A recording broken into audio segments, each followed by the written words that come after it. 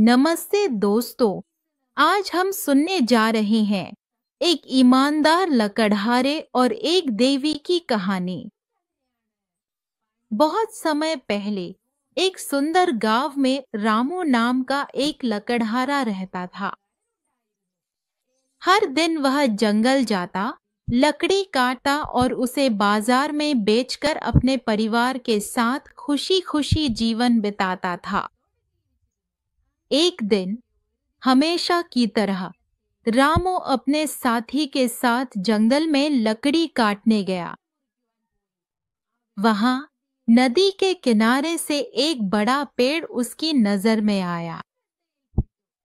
रामू जल्दी से उस पेड़ पर चढ़ गया और उसकी ऊंची शाखाएं काटने लगा।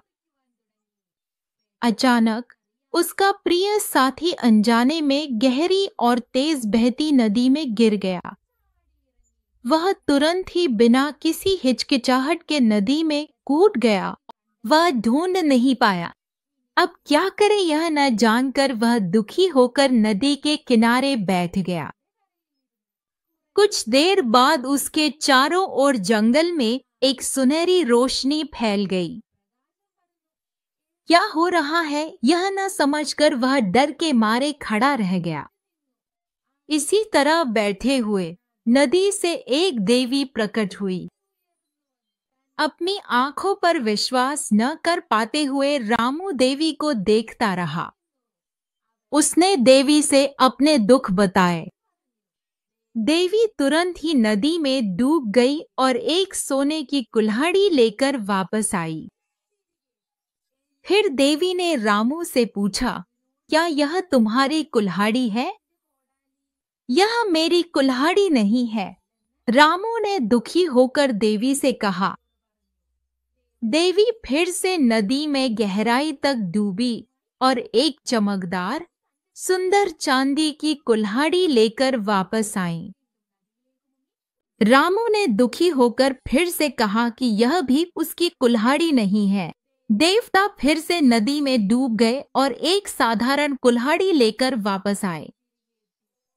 कुल्हाड़ी देखते ही रामू ने खुशी से कहा कि यह उसकी है।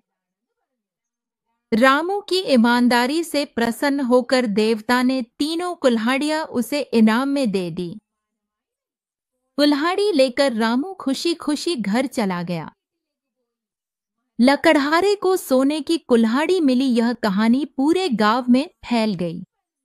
यह जानकर एक और लकड़हारे ने अपनी कुल्हाड़ी जानबूझकर नदी में फेंक दी। फिर वह दुखी होकर देवता की उम्मीद में नदी के किनारे बैठ गया। देवता प्रकट हुए। उसने अपनी कुल्हाड़ी खो जाने की बात देवता से कही। देवता तुरंत ही नदी में डूब गए और एक सोने की कुल्हाड़ी लेकर वापस आए। सोने की कुल्हाड़ी देखते ही लालची लकड़हारे ने देवता से कहा कि वह उसकी है। यह सुनते ही देवता को लकड़हारे का लालच समझ में आ गया। फौरन ही देवता नदी में गायब हो गए। अपनी कुल्हाड़ी खोने के दुख में लकड़हारा घर लौट गया।